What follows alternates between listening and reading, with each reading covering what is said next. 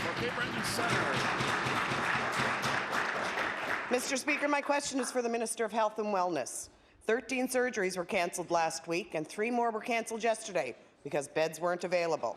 The Cape Breton Regional Hospital is overcrowded because inpatient beds at the Glace Bay Hospital are not available for the people of Cape Breton. Family doctors in North Sydney and Glace Bay stopped providing inpatient hospital services earlier this year because they received no stipend for time spent on call. Mr. Speaker, what exactly has this minister done to reopen the beds in Glace Bay that are so desperately needed? The Honourable Minister of Health. Thank you, Mr. Speaker, and certainly the member and all members of this legislature share a common objective and goal with Nova Scotians, Mr. Speaker, and that's ensuring that they have access to the care that they need. And Mr. Speaker, in terms of the challenges with the beds in the Cape Breton region, indeed, we understand some of the concerns there have been brought forward through the negotiation process, Mr. Speaker.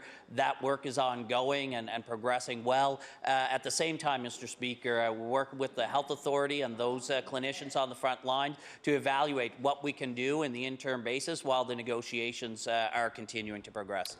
The Honourable Member for Cape Breton Centre. Thank you, Mr. Speaker. Sadly, that's not helping the patients today. Mr. Speaker, in June, the Liberal government issued a directive requiring that patients be repatriated to their home hospitals as soon as possible in order to prevent overcrowding. How does the minister expect the staff at the Cape Breton Regional Hospital to do this when community hospitals they're supposed to send the patients to are closed? Mr. Speaker, the minister can talk until he's blue in the face about the redevelopment plan, but the fact of the matter is that there will be fewer beds in this new system than there are now, and we are already, Mr. Speaker, pushed to the limit. Mr. Speaker, with community hospitals closed, are cancelled surgeries and closed admissions the new norm for the regional? The Honourable Minister of Health. Thank you, Mr. Speaker. Again, appreciate the concerns the members bringing forward on behalf of constituents in Cape Breton. We understand the challenges of healthcare delivery in parts of the province like the Cape Breton region, but listening, Mr. Speaker, to those concerns of citizens as well as frontline healthcare professionals, that's why we are investing in the redevelopment project, Mr. Speaker. That's needed, Mr. Speaker. That was the first thing that I'd heard was the need to double the size of the emergency department. That work is ongoing, Mr. Speaker. Order, please. The Honourable Minister of Health has the floor.